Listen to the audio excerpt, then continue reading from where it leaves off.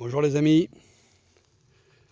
petite vidéo pour vous parler de mes sylphies, mes graines de sylphie là qui ont vraiment bien donné.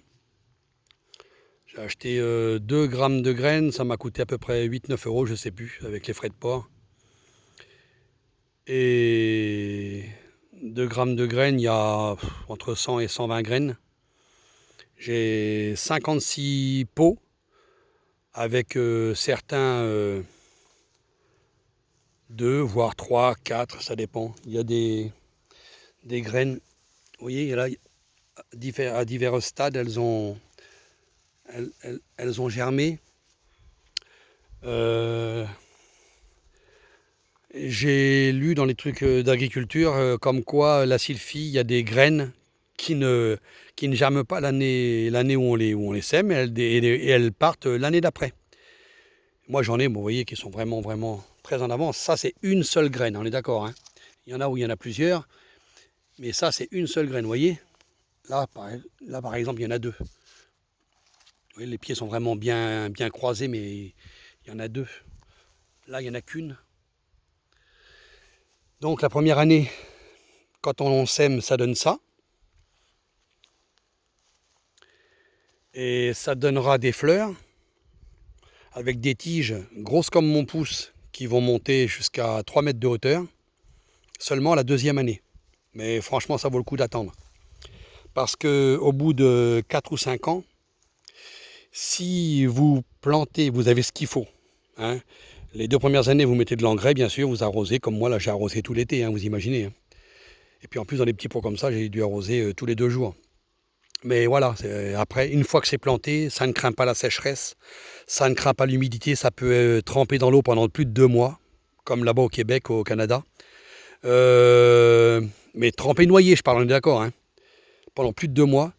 Ça résiste à -40. Enfin, franchement, ça a tous les avantages. Donc, je disais tout à l'heure, un pied comme celui-ci, là, vous voyez, ou comme celui-ci, peu importe. Un pied comme celui-ci, au bout de 4 ou 5 ans, s'il a vraiment tout ce qu'il faut, la base, la souche, ça peut aller jusqu'à 1 mètre de diamètre et monter jusqu'à 70 tiges, plus grosses que mon pouce, là, monter à 3 mètres. Et à chaque tige, il y a des feuilles. Il y a des feuilles tous les 50-60 cm, vous avez des feuilles. À chaque étage, il y a 2 feuilles qui se soudent au même endroit. Et ça fait carrément comme un parapluie à l'envers, quoi. Et il peut y avoir là-dedans jusqu'à 10, 15, 20 centilitres d'eau. Et vous imaginez, tous les 50 cm, 60 cm, il y a un truc comme ça. Ça fait des abreuvoirs à abeilles, abreuvoirs pour les oiseaux, éviter qu'ils aillent au sol. Ben, si tant est qu'il y a des flaques d'eau, hein. Mais là, c'est sûr que, voilà. Et donc, et puis à chaque branche, là, il y a il y a des fleurs qui viennent en bout. Sur les 70, on est d'accord, mais il faut vraiment, c'est exceptionnel. Je vous donne le maximum là, hein. C'est vraiment le, voilà. Mais sinon, la première année, vous allez avoir 7, 8, 10 tiges qui vont monter. Et puis en haut, vous allez avoir 20 ou 30 fleurs sur chaque tige. Des fleurs de ce diamètre-là, vous voyez, 7-8 cm de diamètre. Et ça va ressembler un petit peu à un peu à des tournesols, vous voyez, en miniature, quoi.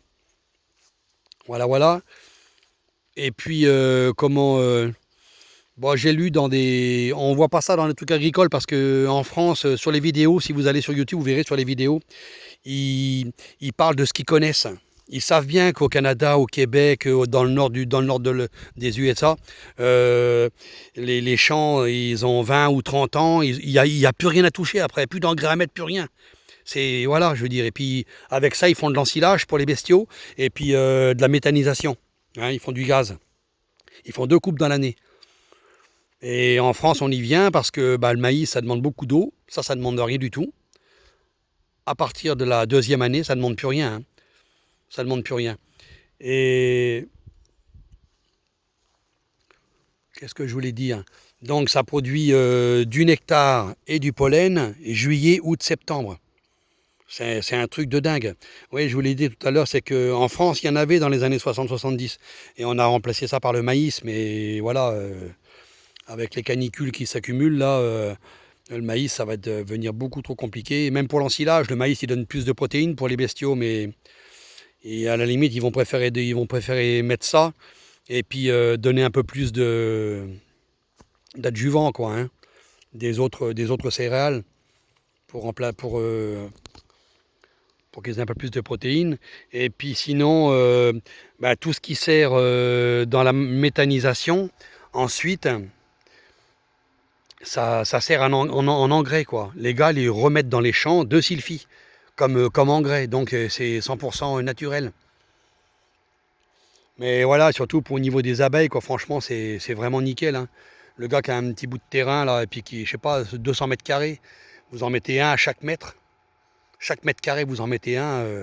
Après, vous êtes tranquille, hein, en été, ça c'est vraiment, vraiment agréable. Mais vous voyez, ça pousse très très bien, hein, il faut bien s'en occuper. Qu'est-ce que j'ai aussi? J'avais acheté des petites pousses, hein. Alors toujours pareil, hein, c'est des trucs pas chers. J'ai acheté des pousses là, qui faisaient 15 centimètres. Enfin, vraiment des plants qu'ils ont, comment dire, qu'ils ont dû greffer en fin d'été, à l'automne, hein, sous serre. Et puis voilà, j'en avais commandé une dizaine, une, deux, trois, quatre, cinq. J'en ai réussi 6. Vous voyez, ce sont des arbres à abeilles. Bah, ça a mis du temps à pousser, mais ce qu'il y a, voilà, j'ai dû payer ça encore une fois. Je me rappelle plus, franchement, 10-15 € quoi, tout cassé avec les frais de port, hein. C'est vraiment pas cher du tout, hein. Bon, puis après les astères, là, je vous avais déjà expliqué, hein. Là, il y a 60 seaux. Il va falloir que je les mette en terre, mais c'est pas évident parce que dans le poulailler, les poules, ils vont les manger au printemps, à la sortie d'hiver, quand ça va commencer à pousser, début du printemps, là. Puis je me suis aperçu que les rongeurs, comme j'avais des rats, bon là j'ai les ratisés, mais les rats, ça revient toujours à un moment donné, hein. Au poulailler, de toute façon, automatiquement, ça attire les rats.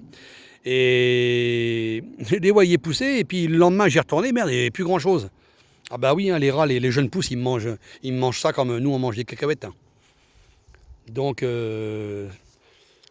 au poulailler, je pourrais pas les mettre, alors c'est là-bas que je voulais les mettre, quoi. Ça, c'est pas gênant. Vous pouvez mettre ça dans une basse-cour, le protéger, bah, lui, là, vous voyez, pour vraiment, vraiment bien réussir, je vous conseille de mettre ça en pot, hein. Vous pouvez même mettre ça à l'ombre, les bouger. Vous voyez, moi, je les change de place sans arrêt pour que je puisse tondre. Et puis ça, là ils prennent déjà racine, hein, au travers des pots, hein. J'étais obligé d'arracher les racines sur les trois quarts. De les protéger au moins, de pas les. Mais sinon, après, vous pouvez les mettre dans un poulailler parce que c'est des feuilles super. Ah ouais, putain. Vous entendez? Les poules ne peuvent pas les manger après. Impossible. Par contre, ça peut leur faire de l'ombre. Et puis les insectes, ils viennent dedans, ils peuvent bouffer les insectes. Les limaces aussi, ça fait de l'ombre, hein. Les limaces, ils doivent venir. Mais c'est très très rêche, et puis on dirait des dents. C'est poilu à mort, c'est impossible. Puis regardez, peut-être que vous allez le voir, hein, je ne sais pas si vous zoomez ou quoi, je ne sais pas sur vos écrans. Mais pareil, ça fait... Vous entendez? On croirait des dents sur le... Enfin, comme des tout petits picots, quoi. Attendez, j'essaie de vous... On voit là que c'est un peu charnu, poilu, là, hein. Mais c'est très très dur. C'est très très dur. Donc, même des petits ovins, ils arriveraient pas, je pense qu'ils n'arriveraient pas à les manger. Mais enfin, dans un poulailler avec des poules, vous pouvez en mettre 4 ou 5 pots comme ça sur 10 mètres carrés, et puis ça leur fera de l'ombre. Ça amènera certainement un peu d'escargots, des trucs comme ça, c'est bien pour les gagnasser. Mais disons que les poules ne les mangeront pas, quoi. Voilà. Bon, bah les amis, je vais vous laisser, et puis occupez-vous bien de vos abeilles, hein. C'est le moment ou jamais, hein. Après, il sera trop tard. C'est maintenant qu'il faut s'en occuper sur celles qui sont en difficulté. Allez, à plus.